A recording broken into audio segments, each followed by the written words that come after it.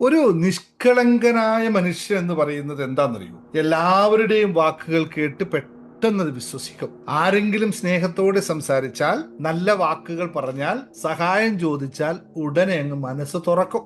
പക്ഷേ ഒരു സ്മാർട്ടായ ആൾ എന്ന് പറയുന്നത്... എല്ലാവർക്കും നമസ്കാരം.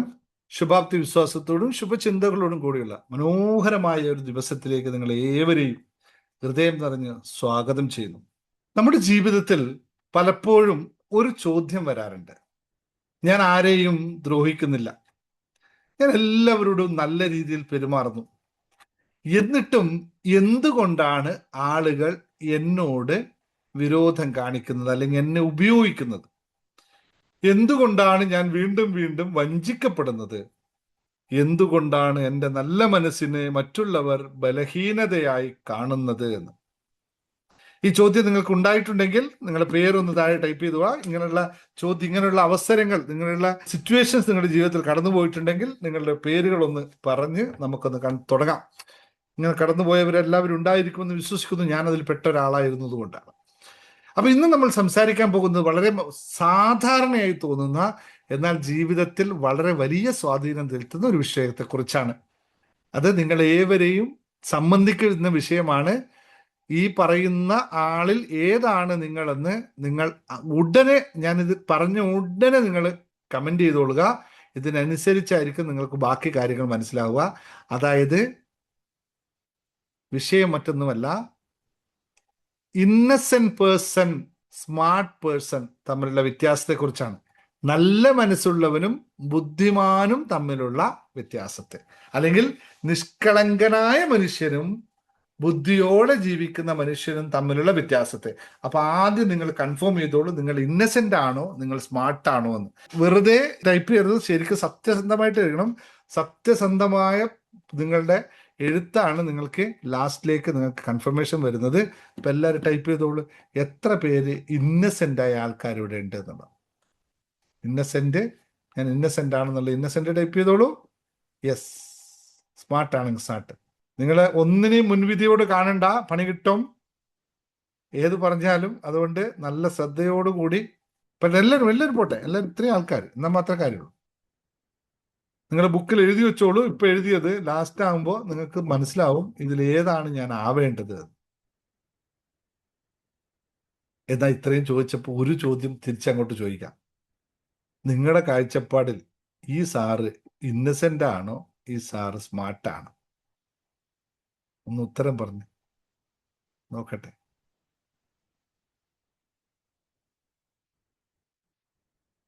ഇപ്പൊ ഉത്തരം രണ്ടും മിക്സ് ആയി പോകും അല്ലേ?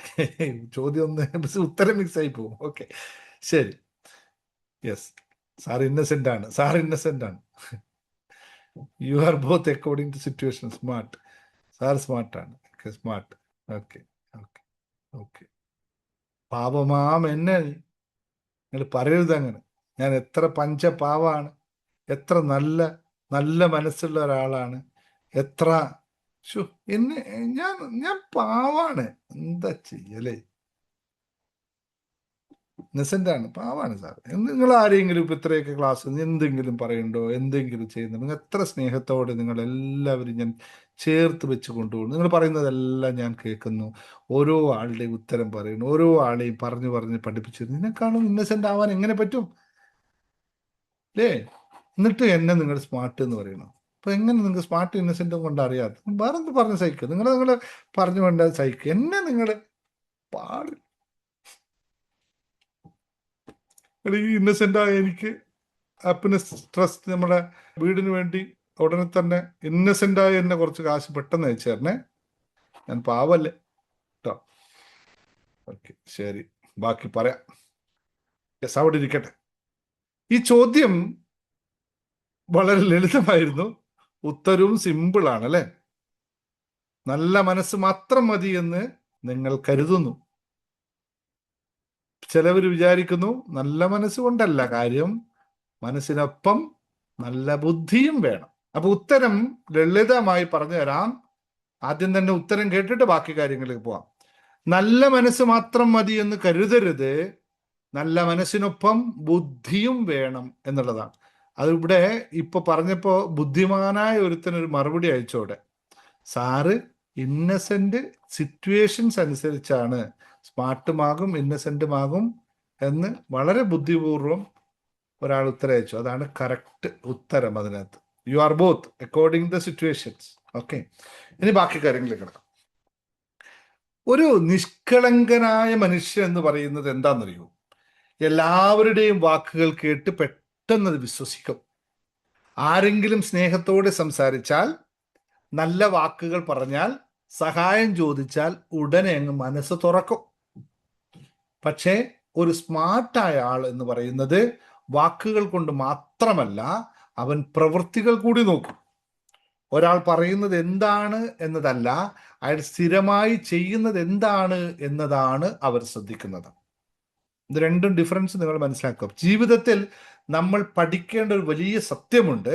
വാക്കുകൾ മനസ്സിനെ ആകർഷിക്കും, പക്ഷേ പ്രവൃത്തികളാണ് മനുഷ്യന്റെ യഥാർത്ഥ സ്വഭാവം കാണിക്കുന്നത്. ഒരു നിഷ്കളങ്കനായ മനുഷ്യൻ മറ്റുള്ളവരെ പെട്ടെന്ന് ട്രസ്റ്റ് ചെയ്യും. ഒരാളെ കണ്ട് 2 ദിവസം സംസാരിച്ചാൽ ജീവിതത്തിലെ സകല സ്വകാര്യ കാര്യങ്ങളും അവരോട് പറയാൻ തുടങ്ങും. എന്നാൽ സ്മാർട്ടായ ഒരാളെ വിശ്വസിക്കുന്നത് വളരെ ശ്രദ്ധയോടെയാണ്. അവൻ എല്ലാവരോടും നല്ല രീതിയിൽ പെരുമാറും, പക്ഷെ എല്ലാവരെയും മനസ്സിനകത്ത് പ്രവേശിപ്പിക്കില്ല. കാരണം അവൻ അറിയുന്നു, എല്ലാവരോടും നല്ലവനാകാം, പക്ഷെ എല്ലാവരെയും വിശ്വസിക്കേണ്ടതില്ല. എഴുതി വെച്ചോളൂ, ഇതിൽ ഏതാണ് നിങ്ങൾ എന്നുള്ള കൃത്യമായ തീരുമാനം നിങ്ങൾ എടുക്കണം.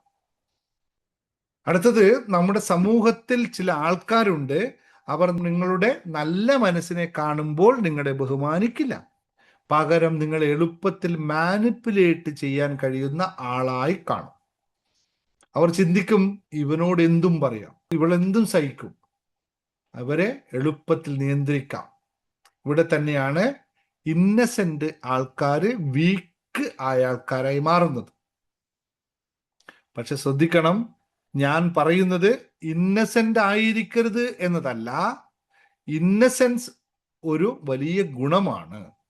ശുദ്ധമായ മനസ്സ്, മറ്റുള്ളവരെ ദ്രോഹിക്കാത്ത സ്വഭാവം, സഹായിക്കാൻ തയ്യാറായ മനസ്സ്, ഇതെല്ലാം വലിയ മൂല്യമുള്ള കാര്യങ്ങളാണ്. പക്ഷേ ഇന്നസെൻസ് എന്ന് പറഞ്ഞാൽ അവിടെ ബോധം, അവയർനെസ്, സ്വയം ബോധമില്ലെങ്കിൽ പിന്നെ അത് ജീവിതത്തിൽ വേദനയ്ക്കുള്ള കാരണമായി മാറും എന്ന് മനസ്സിലാക്കുക. ഇവിടെ ഒരു ചെറിയ ഉദാഹരണം പറയാം. ഒരു വ്യക്തി എല്ലായ്പ്പോഴും മറ്റുള്ളവരെ സഹായിക്കുന്നു. ആരെങ്കിലും പണം ചോദിച്ചാൽ കൊടുക്കുന്നു, ആരെങ്കിലും ജോലി ചോദിച്ചാൽ ചെയ്തു കൊടുക്കുന്നു, ആരെങ്കിലും ഇമോഷണൽ സപ്പോർട്ട് ചോദിച്ചാൽ അവർക്ക് വേണ്ടി സമയം കൊടുക്കുന്നു. പക്ഷെ വ്യക്തിക്കൊരു പ്രശ്നമുണ്ട്.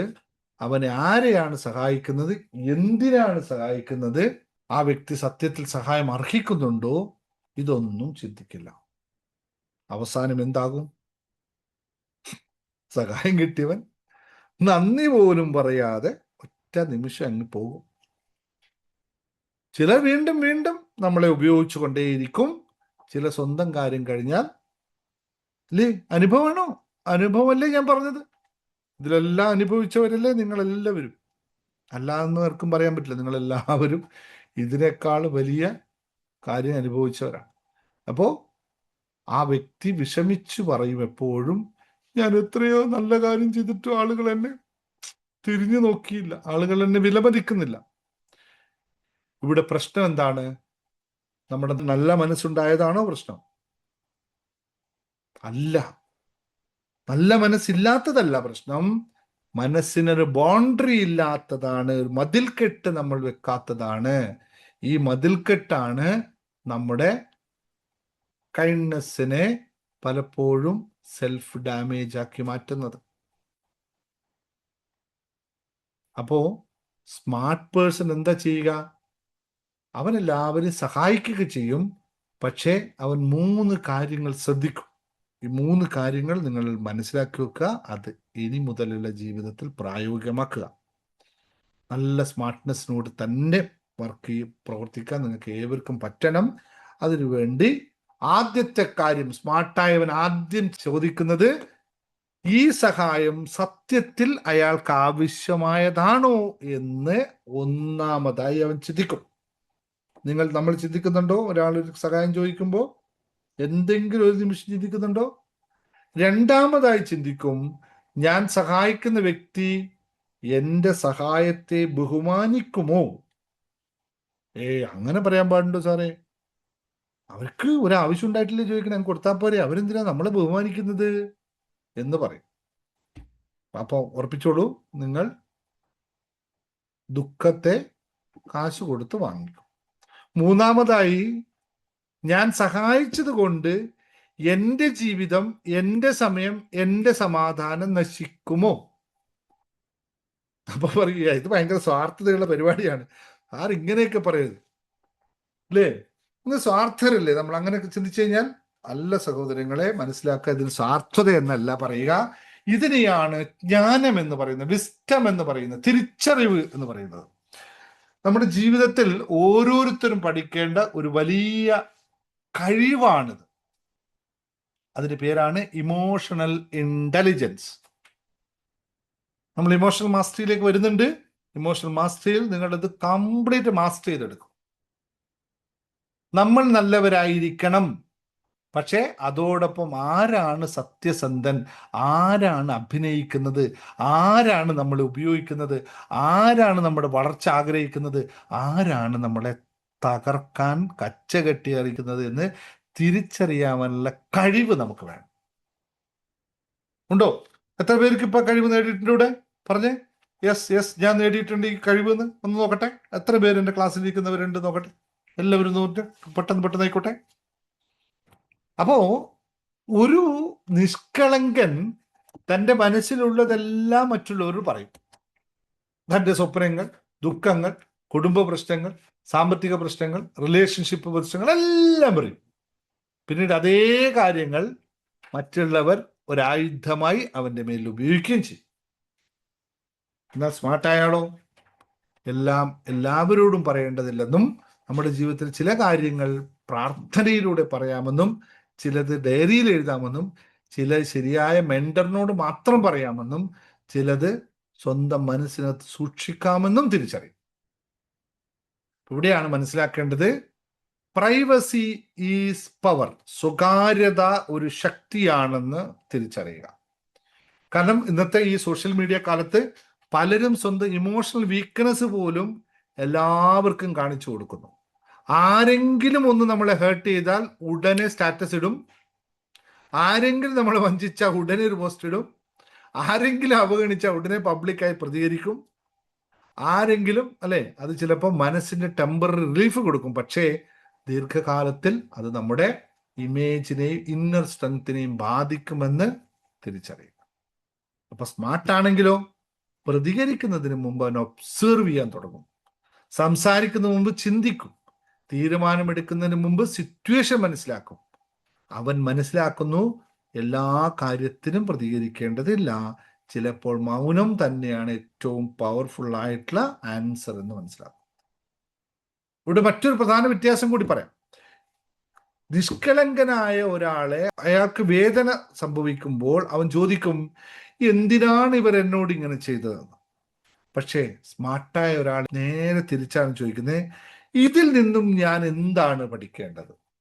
ഈ രണ്ട് ചോദ്യങ്ങൾ തമ്മിൽ വലിയ വ്യത്യാസമുണ്ട്. ആദ്യം ചോദ്യം നമ്മളെ വിക്ടിം മൈൻഡ് സെറ്റിലേക്ക് കൊണ്ടുപോകും, രണ്ടാമത്തെ ചോദ്യം നമ്മുടെ ഗ്രോത്ത് മൈൻഡ് സെറ്റിലേക്ക് കൊണ്ടുപോകും. ഇത് രണ്ടും രണ്ട് അവസ്ഥയാണ്. ജേർണി ടു ഹാപ്പിനെസ്സിൽ നിങ്ങൾ വിക്ടിം മൈൻഡ് സെറ്റ് പഠിക്കുന്നുണ്ട്, ഗ്രോത്ത് മൈൻഡ് സെറ്റ് മനസ്സിലാക്കുന്നുണ്ട്.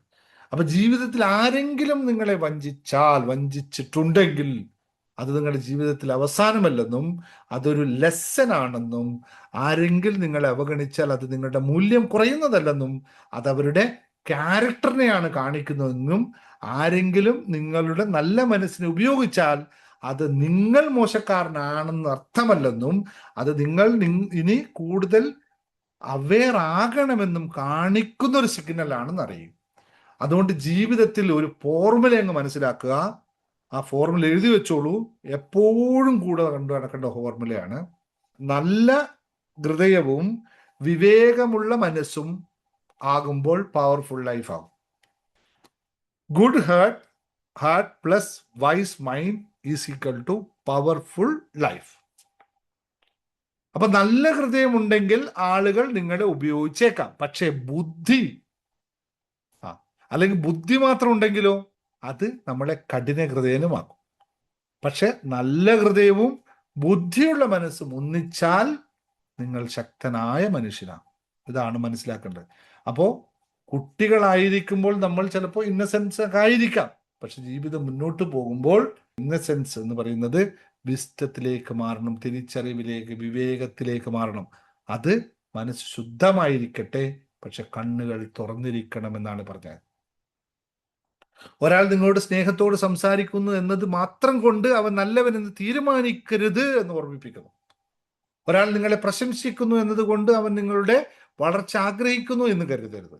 ഒരാൾ നിങ്ങളോട് സഹായം ചോദിക്കുന്നു എന്നതുകൊണ്ട് അവൻ സത്യസന്ധനാണെന്ന് വിശ്വസിക്കരുത്.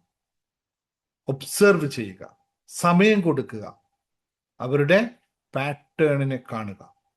കാരണം ഒരാളുടെ യഥാർത്ഥ സ്വഭാവം ഒരു ദിവസത്തിൽ കാണാൻ കഴിയുന്നതല്ലെന്നും, പക്ഷേ അത് സമയത്തിൽ കാണാൻ പറ്റുന്നതാണെന്നും, പണം വന്നപ്പോൾ അവൻ എങ്ങനെ പെരുമാറുന്നുവെന്നും, അധികാരം കിട്ടിയപ്പോൾ അവരെങ്ങനെ പെരുമാറുന്നുവെന്നും, നിങ്ങൾക്ക് പ്രശ്നം വന്നപ്പോൾ അവൻ കൂടെ ഉണ്ടോ എന്നും, നിങ്ങളുടെ വിജയത്തിൽ അവൻ സന്തോഷിക്കുന്നുണ്ടോ എന്നും, നിങ്ങളുടെ ദുർബല മനസ്സമയത്ത് അവൻ നിങ്ങളെ സംരക്ഷിക്കുന്നുണ്ടോ എന്നും അല്ലെങ്കിൽ ഉപയോഗിക്കുന്നുണ്ടോ എന്നും ശ്രദ്ധിക്കുക.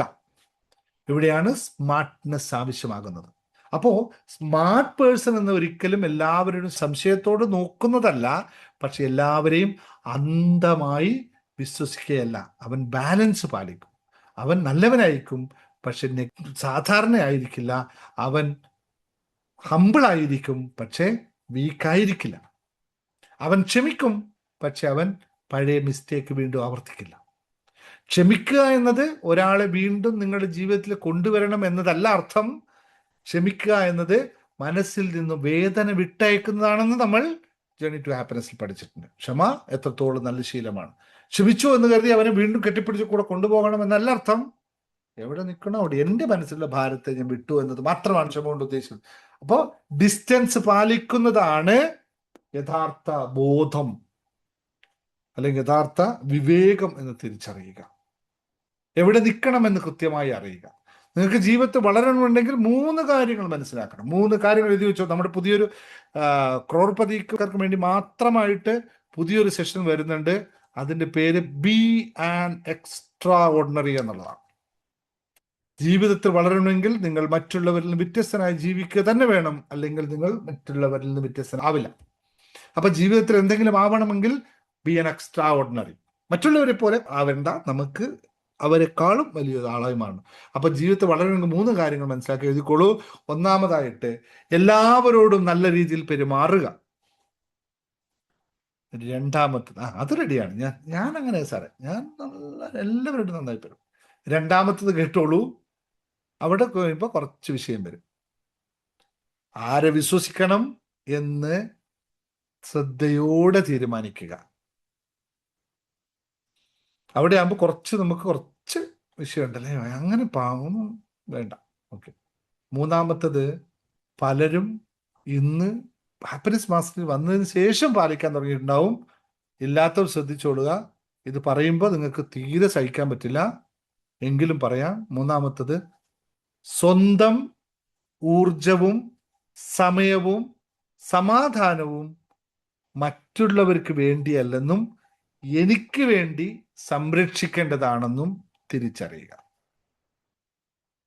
മനസ്സിലായി കാണുമെന്ന് വിശ്വസിക്കുന്നു. ബാക്കി അതിൻ്റെ എക്സ്പ്ലനേഷൻ ആവശ്യമില്ല.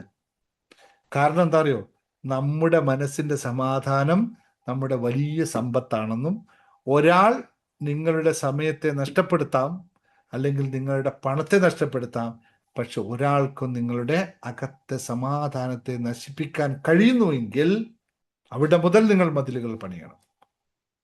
നമ്മൾ പലപ്പോഴും കരുതുന്നത് ബൗണ്ടറീസ് വെച്ചാൽ ആളുകൾ നമ്മെ തെറ്റായി മനസ്സിലാക്കുമെന്നാണ്. പക്ഷെ സത്യം നേരെ വിപരീതമാണ്. നിങ്ങളുടെ ബൗണ്ടറി ബഹുമാനിക്കാത്തവർക്ക് നിങ്ങളുടെ ജീവിതത്തിൽ അധിക സ്ഥാനം കൊടുക്കേണ്ടതില്ല. അപ്പോൾ ഒരു സ്മാർട്ട് പേഴ്സൺ എല്ലായ്പ്പോഴും അഗ്രസീവ് ആയിരിക്കണമെന്നല്ല അർത്ഥം. സ്മാർട്ട്നെസ് എന്ന് പറഞ്ഞാൽ മറ്റുള്ളവരെ തോൽപ്പിക്കാനുള്ള കഴിവല്ല. സ്മാർട്ട്നെസ് എന്ന് പറഞ്ഞാൽ സ്വയം നഷ്ടപ്പെടാതെ അവനവനായി തുടരാനുള്ള കഴിവിനെയാണ്. മനസ്സിലാക്കുക. അപ്പോൾ ഇന്ന് ഞാൻ പറഞ്ഞത് ഇത്രയാണ്. നിങ്ങളുടെ ഇന്നസെൻസ് നഷ്ടപ്പെടുത്തണമെന്നല്ല. നിങ്ങൾ നിഷ്കളങ്കരായി ഇരുന്നോളൂ, പക്ഷെ അതിലേക്ക് വിവേകത്തെ ചേർക്കുക. നിങ്ങളുടെ നല്ല മനസ്സ് മാറ്റേണ്ടതില്ല, പക്ഷെ അത് ആരുടെ മുമ്പിലാണ് തുറക്കേണ്ടത് എന്ന് മനസ്സിലാക്കുക. എല്ലാവരോടും സ്നേഹം കാണിക്കുക എന്നതല്ല, കാണിക്കുക, പക്ഷേ നിങ്ങളുടെ വിശ്വാസം എല്ലാവർക്കും ഗിഫ്റ്റായി കൊടുക്കരുത്. ട്രസ്റ്റ് ഈസ് ഏൺഡ് എന്നാ പറയാ, അത് നേടേണ്ടതാണ്. Trust is cannot be buy, ആരും വാങ്ങിക്കേണ്ടതല്ല. അപ്പോൾ നിങ്ങളൊരു നല്ല മനുഷ്യനാണെങ്കിൽ അത് നിങ്ങളുടെ വീക്ക്നെസ് അല്ല, അത് നിങ്ങളുടെ സ്ട്രെങ്ത് ആണെന്നും, പക്ഷേ ആ സ്ട്രെങ്ത് സംരക്ഷിക്കാൻ വിവേകം കൂടി വേണമെന്നും. കാരണം എന്താണെന്നറിയോ, ഈ ലോകത്ത് നല്ല മനുഷ്യർ കുറവൊന്നുമല്ല, പക്ഷെ നല്ല മനുഷ്യർ എല്ലായ്പ്പോഴും ഹേർട്ടാകുന്നത് അവരുടെ കുറ്റം കൊണ്ടല്ല, അവരുടെ ബോധമില്ലായ്മ കൊണ്ടാണ്. അപ്പൊ ഇന്നു മുതൽ നിങ്ങൾ തീരുമാനമെടുക്കുക, ഞാൻ നല്ലവനായി തന്നെ തുടരും, പക്ഷേ കെയർലെസ് ആയി ആരോടും കൂട്ടുകൂടില്ല. ഞാൻ ആൾക്കാരെ സഹായിക്കും, പക്ഷെ എൻ്റെ സമാധാനം നഷ്ടപ്പെടുത്തി ഞാൻ സഹായിക്കില്ല. ഞാൻ ആൾക്കാരോട് ക്ഷമിക്കും, പക്ഷെ അതേ തെറ്റ് വീണ്ടും ആവർത്തിക്കാൻ അനുവദിക്കില്ല. ഞാൻ എല്ലാവരോടും സ്നേഹത്തോടു കൂടി പെരുമാറും, പക്ഷെ എൻ്റെ ജീവിതത്തിന്റെ കൺട്രോൾ മറ്റുള്ളവർക്ക് കൊടുക്കില്ല. ഇതാണ് നിഷ്കളങ്കനായ മനുഷ്യനിൽ നിന്നും സ്മാർട്ടായ മനുഷ്യനിലേക്കുള്ള വളർച്ച. അപ്പൊ മനസ്സിലാക്കുക, നല്ല ഹൃദയം ദൈവത്തിന്റെ സമ്മാനമാണ്, പക്ഷേ ബുദ്ധിയുള്ള മനസ്സ് ജീവിതത്തിന്റെ സംരക്ഷണമാണ്. ഈ രണ്ടും ഒന്നിച്ചാൽ മാത്രമാണ് മനുഷ്യൻ ശക്തനാകുന്നത്. അപ്പൊ നിങ്ങൾക്ക് ഈ ക്ലാസ് ഇഷ്ടപ്പെട്ടുവെങ്കിൽ നിങ്ങൾ ഇന്നു മുതൽ തീരുമാനിക്കുക, I choose wisdom with a good heart. ഞാൻ നല്ല മനുഷ്യൻ, അല്ലെങ്കിൽ ഞാൻ വിവേകത്തോടു കൂടി പ്രവർത്തിക്കാൻ തയ്യാറാവുന്നു എന്ന് തീരുമാനിക്കുക. അപ്പോൾ നമുക്ക് മനസ്സിലാക്കാം, നമുക്ക് തീരുമാനിക്കാം ഈ കാര്യങ്ങളിൽ മുന്നോട്ട് പോകാനായിട്ട്. Thank you very much. എല്ലാവർക്കും നന്മകൾ നേരുന്നു. Thank you.